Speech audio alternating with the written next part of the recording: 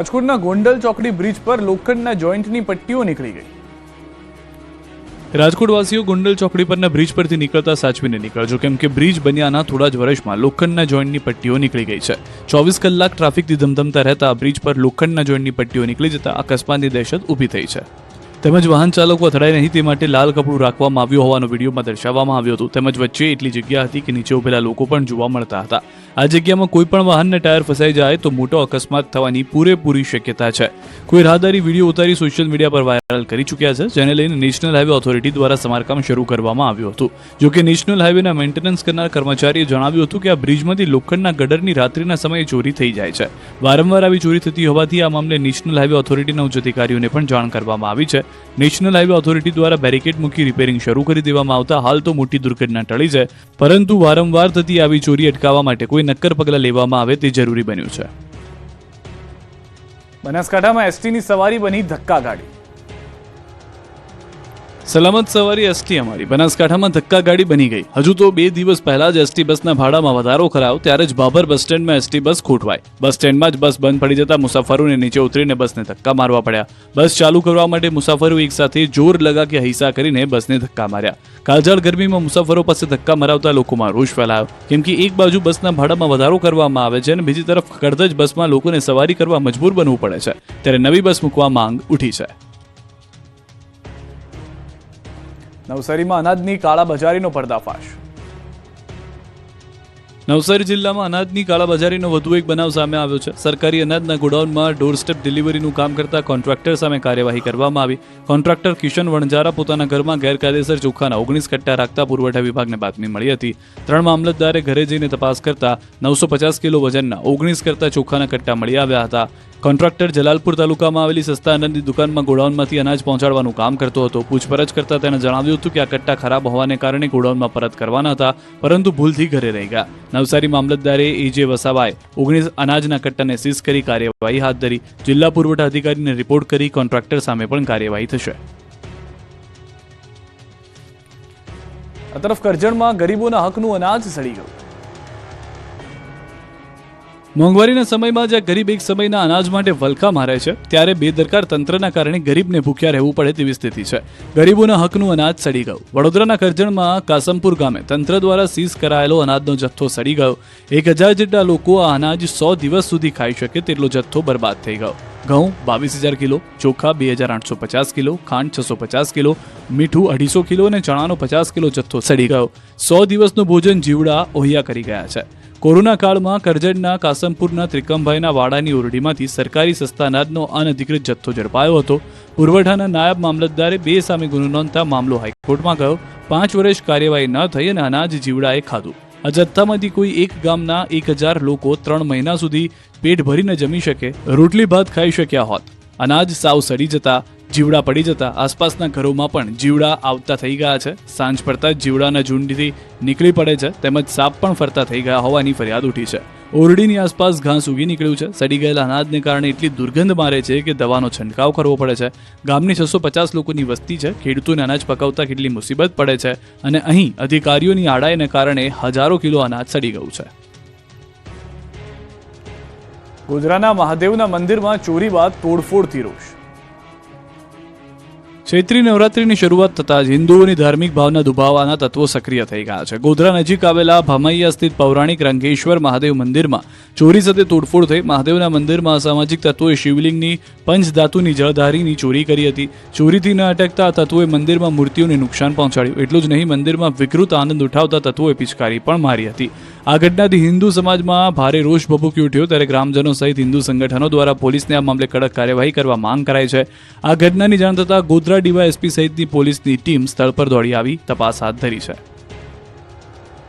ચૈત્રી નવરાત્રીનો પ્રારંભ થતાં રાજ્યભરમાં માતાજીના મંદિરો ભક્તોથી ઉભરાયા।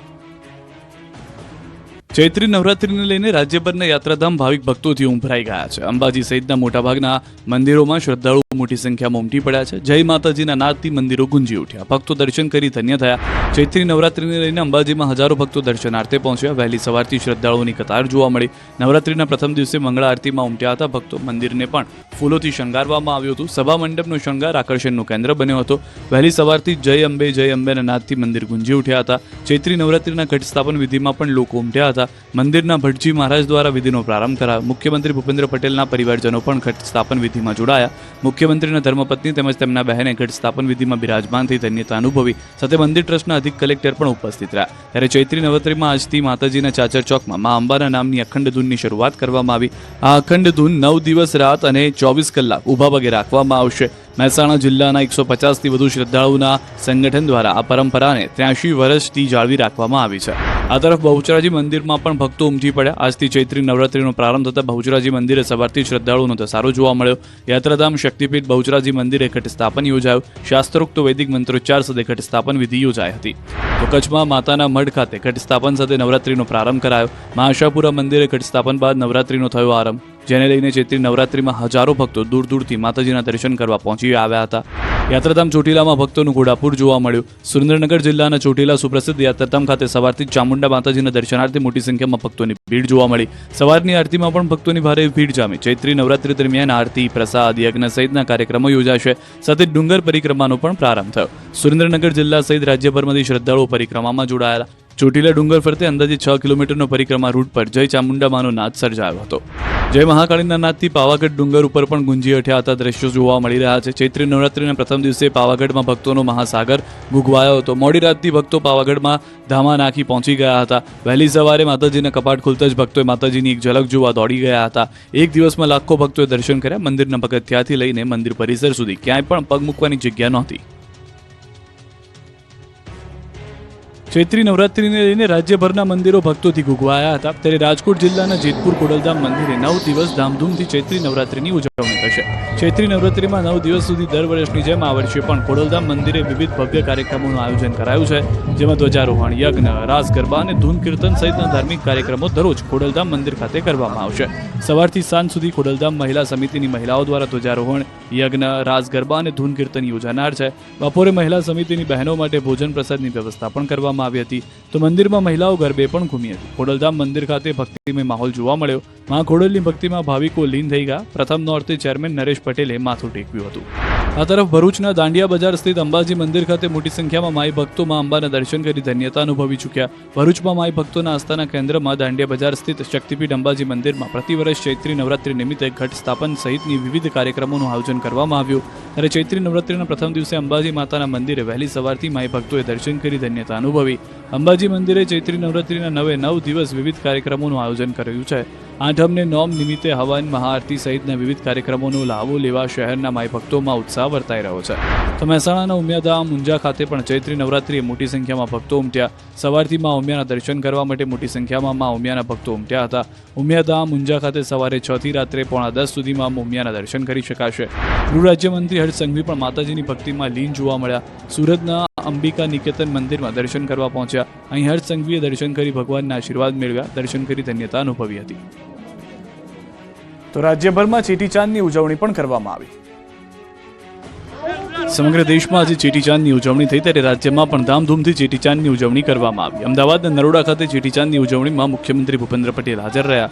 અમદાવાદ મ્યુનિસિપલ કોર્પોરેશન દ્વારા ઉજવણીનું આયોજન કરવામાં આવ્યું. મુખ્યમંત્રી ભૂપેન્દ્ર પટેલે શોભાયાત્રાનું પ્રસ્થાન કરાવ્યું. મોટી સંખ્યામાં સિંધી સમાજના લોકો હાજર રહ્યા. આ તરફ સુરતમાં ગુડી પડવાની ઉજવણી થઈ. સુરતમાં મહારાષ્ટ્રીયન લોકોએ ગુડી પડવાના પર્વ ઉત્સવ ઉજવ્યો હતો. દરેક ઘરે આંબાના પાનના તોરણ બાંધી પર્વ ઉજવવામાં આવ્યો. ભગવાનના આશીર્વાદ લઈ નવા વર્ષની શરૂઆત કરી. ડાંગમાં ભાજપના મધ્યસ્થ કાર્યાલયનું ખાતમુહૂર્ત થયું. કેન્દ્રીય જળશક્તિ મંત્રી અને ગુજરાત ભાજપ પ્રદેશ અધ્યક્ષ સી.આર. પાટીલ આદિવાસી જિલ્લા એવા ડાંગની મુલાકાતે આવ્યા. જ્યાં તેમણે ડાંગ જિલ્લા ભાજપના મધ્યસ્થ કાર્યાલય કમલમનું ખાતમુહૂર્ત કર્યું. આ પ્રસંગે તેમની સાથે સંગઠન મંત્રી રત્નાકરજી ખાસ ઉપસ્થિત રહ્યા. સી.આર. પાટીલે કાર્યકરોને સંબોધતા કહ્યું કે ઉનાળામાં ડાંગ જિલ્લાના લોકોએ પાણી માટે ભટકવું પડે છે. ત્યારે જળશક્તિ મંત્રાલય દ્વારા દિલ્હીથી એક પ્રોજેક્ટ તૈયાર કરવામાં આવી રહ્યો છે, જેનાથી લોકોને પૂરતું પાણી મળી રહે. સાથે વિપક્ષ પર પણ પાટીલે આકરા પ્રહારો કર્યા હતા. કાંકરિયા ઝૂમાં પ્રાણીઓને ગરમી ન લાગે તે માટે કુલર મુકાયા. કાજળ ગરમીથી લોકો ત્રાહિમામ પોકારી ઉઠ્યા છે. પ્રાણીઓને પણ ગરમી લાગી રહી છે. ઉનાળામાં ગરમીથી બચવા લોકોએ તૈયારીઓ કરી લીધી છે. ત્યારે કાંકરિયા પ્રાણી સંગ્રહાલય ખાતે પ્રાણીઓ માટે પણ વિશેષ વ્યવસ્થા કરી દેવામાં આવી છે. ગરમી ન લાગે તે માટે અમદાવાદના કાંકરિયા ઝૂમાં કુલર મુકાયા. ઝૂ ઓથોરિટી દ્વારા સંગ્રહાલયમાં કુલ 34 કુલર મૂકવામાં આવ્યા, તો સાથે દરેક જગ્યાએ ગ્રીન નેટ લગાવવામાં આવી. સતત પાણીનો છંટકાવ કરીને ગરમી દૂર ભગાડવામાં આવે છે. ઉપરાંત ગરમીને ધ્યાને લઈ પ્રાણીઓના ડાયટમાં પણ ફેરફાર કરવામાં આવ્યા છે. તો ડિહાઇડ્રેશનથી બચવા પીવાના પાણીમાં ORS મિશ્રણ કરવામાં આવશે. તમામ પાણીના હોજ ભરી દેવામાં આવ્યા છે. અમદાવાદના કાંકરિયામાં વધુ એક વાઘવાગણ 10 કાળિયાર જોવા મળશે. અમદાવાદના કાંકરિયા ખાતે આવેલા પ્રાણી સંગ્રહાલયમાં હવે તમને વધુ એક વાઘ, એક વાઘણ અને 10 કાળિયાર જોવા મળશે. વાઘ વાઘણની જોડીને વીરભૂમિ નામ અપાયું છે, જે લોકો માટે આકર્ષણનું કેન્દ્ર બની રહેશે. તો સાથે 10 જેટલા કાળિયાર પણ મુલાકાતીઓને જોવા મળશે. કાંકરિયા પ્રાણી સંગ્રહાલયમાં પ્રાણી, પક્ષીઓ અને સરીસૃપના દર વર્ષે મોટી સંખ્યામાં બચ્ચાઓના જન્મ થાય છે, જેને મધ્યપ્રદેશના ગ્વાલિયર ઝૂને આપવામાં આવ્યા હતા. તો સામે વાઘ વાઘણની જોડી અને 10 કાળિયાર લાવવામાં આવ્યા. અમદાવાદ અને મધ્યપ્રદેશ ઝૂ વચ્ચે વિનિમય અંતર્ગત અમદાવાદ ઝૂ દ્વારા પ્રાણીઓ, પક્ષીઓ અને સરીસૃપ આપવામાં આવ્યા છે. વાઘ વાઘણની જોડી અને 10 કાળિયારની સામે 6 rosy pelican, 6 Indian porcupine, 10 Indian star tortoise, 2 golden pheasant અને 10 સ્પૂનબિલ આપવામાં આવ્યા છે. કાંકરિયા પ્રાણી સંગ્રહાલય અત્યાર સુધીમાં કુલ 2100 વન્ય પ્રાણીઓ લાવ્યા છે. 8 રિક્ષા ચોરનારને પોલીસે પકડી પાડ્યો. બનાસકાંઠામાં રિક્ષાની ચોરી કરનાર ચોર પકડાયો. 8 જેટલી રિક્ષા ચોરનાર શખ્સ સકંજામાં આવી ગયો. પોલીસે બાતમીના આધારે દિનેશ વાલ્મીકીને ઝડપી પાડ્યો. તેમની પોલીસે સઘન પૂછપરછ કરતા ચોર ભાંગી પડ્યો.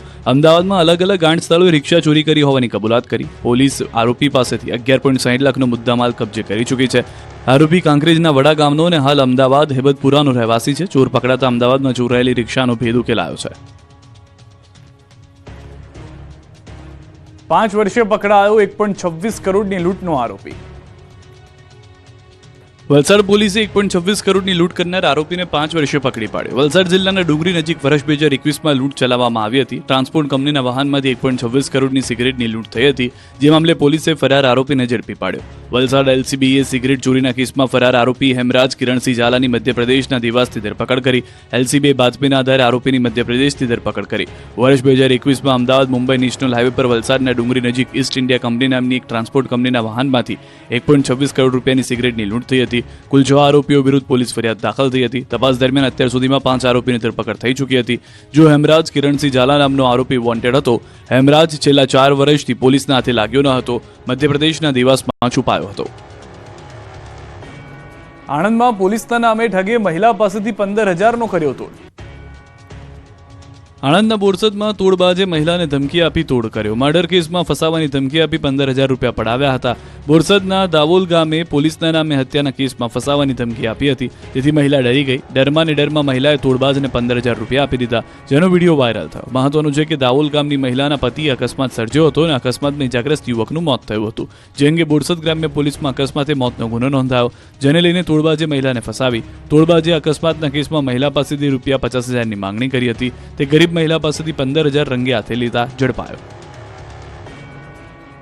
સિરોહી જિલ્લાના માઉન્ટ આબુમાં આબુ રોડ પર જંગલમાં લાગેલી આગ વધુ ભયંકર બની ગઈ છે અને 2 કિલોમીટરથી વધુ વિસ્તારમાં ફેલાઈ ગઈ છે. ગંભીર નાળા અને રસ્તાથી 2 કિલોમીટર વધુ દૂર શરૂ થયેલી આગ રસ્તાના કિનારે પહોંચી ગઈ હતી.